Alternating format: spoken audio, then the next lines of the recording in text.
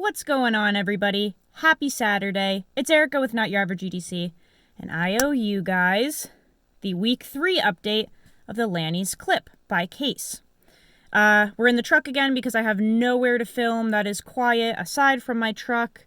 So, I'm kind of planning on making this a long video because I don't have a ton to say about this, but I have another thing to address. So this is going to be just like a video that you can turn on and listen to while you're working or whatever. Not much to see here. Let's address the Lanny's clip first. So week 3 of testing this, I will be honest, guys, this is probably the best steel I've ever tested, and I have had my hands on an extraordinary amount of knives and steels and, you know, versions of 154 from different makers and blah, blah. Like, this is literally some of the best steel I've ever used in my life. The fit and finish of this knife was so beyond shit, but the steel is literally blowing my mind. So as you can see, this blade is really not thin and slicey at all. It is very thick. Right up to the tip even. It is very thick and stout and meant to work and is not thin and slicey. And I'm not kidding. This shreds cardboard for days. I genuinely don't understand how this knife has such good steel. I don't understand how 154 cm is capable of this because of, like, the other 154 that I've used. It's not even in the same ballpark. Like, this is incredible. So the heat treat, whatever they did with this over at Case Knives, is incredible. Over and over, people have asked, hey, do you think you're going to recommend that knife at the end of the testing? Absolutely not. I can't, based off of the fit and finish. If there were just a few little quirks, it would be, you know, easier to overlook. But the amount of problems, cosmetically speaking, that this came with, I just can't recommend that anyone spends $491 on a knife that has the scales separating from the rest of the knife, and just the grind lines are horrific and the pins sticking out and everything. I have a whole video showing up close everything wrong with this knife, and this is worth like maybe $100 to me. In terms of how it was built, but $491, there's just actually no excuse for how poorly done this was, like how poorly this was put together. However, I am so beyond glad that I didn't send it in for warranty and that I just tested it, because nothing about the way this looks has affected how it performs. And in the end, I don't give a flying, fladoodly, shiitake mushroom what the knife looks like, as long as it does what it needs to do. And it has done that. It's still locking up with authority. I've only had to sharpen it twice. This blade just cuts for days. It's so sturdy and useful. Like, that is a snap, dude. And it's so comfortable to use. It's a dream. It's a dream to use. And, I'm so glad I didn't bother sending it in, because it just doesn't fucking matter to me. It genuinely doesn't. So yeah, week 3 was amazing. It just shreds through everything. I've been using it for all types of stuff at work, and cutting the produce with it, and cardboard, and anything that I can get my hands on to put this through, I have, and it just is fantastic. So I guess what I could say is I can't recommend picking a Lanny's clip up from Case Knives, because it might be just a total disaster build like mine. But if you can find a Lanny's clip design made by another maker that's more reputable, I could recommend that. Like, if it looks like this and it's just a Lanny's clip design, I can absolutely recommend that so far. Granted, you know, next Saturday will be the ultimate review, but I don't really see how my opinion of the design will change in a week. Like, I'm pretty locked in on this being one of the most fabulous old school designs I've ever used. So a ton of other makers make Lanny's clips. There are custom makers, there are other production makers. You can look that up and try to pick one up from a different maker, and maybe it'll be put together better. And I mean, with modern technology, I'm sure you can get the crazy ones that flip over the top like this, and liner locks and all that jazz. Yeah, I'm sure you can get something like that that doesn't have the fit and finish issues. Lockup is still nice and sturdy on this. It's a worker. It's an absolute workhorse, and I was really pleased to use it. And I definitely miss one-hand opening knives. I miss spidey holes and thumb studs and such, so I will be so excited to go onto the native in April, but I am trying to just squeeze some last bit of patience out of me with this one, because it is awesome to use. It's just, I'm kind of excited to go back to modern things. So yeah, that's the week 3 update of the Lanny's clip, and I think I've mentioned before, it's super easy to sharpen, and it keeps an edge forever. Like, it's a literal magic steel that they have on this, so that's been fun. But something I wanted to address, because I've been getting a lot of DMs about it, so we're just going to talk about it now. The move to Ohio and what's going to happen with the channel, because everyone started losing their minds when I said that I might delete the channel or cancel it, not upload anymore, etc. That was all going through my head, and people literally lost their minds. And I felt really bad, because I didn't realize that many people were going to be like, oh my god, you can't stop making videos. So here's what I'm thinking. I will be doing a lot of content work for River's Edge Cutlery. That's what I'm going out there for. That's going to be my main job in the end, is like content creation.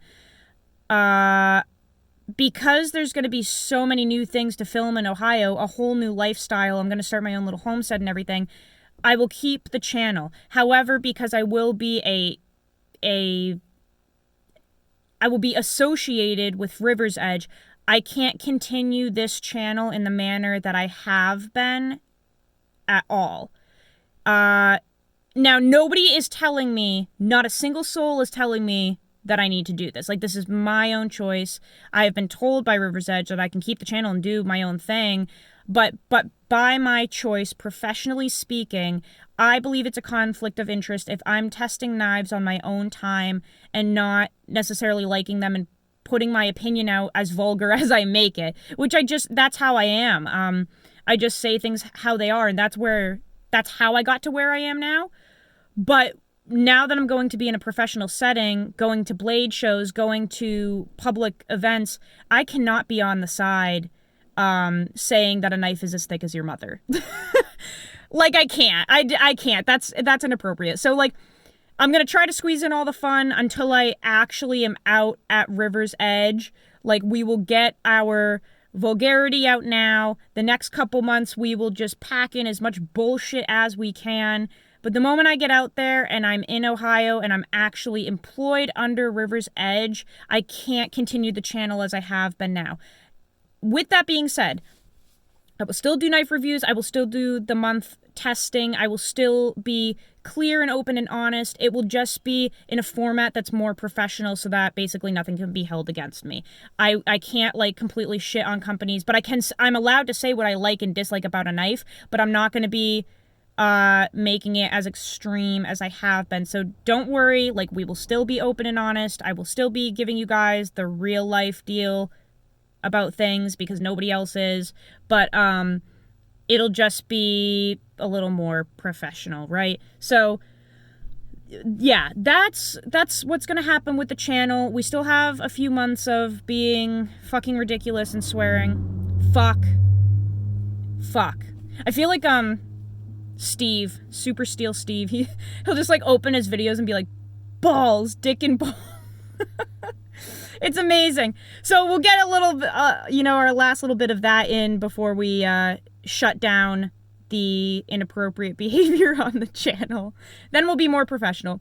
And just to make it clear, guys, we're gonna go into hippie mode for a second, because this has also been another massive question. Basically, people have been like, where the fuck did you come from?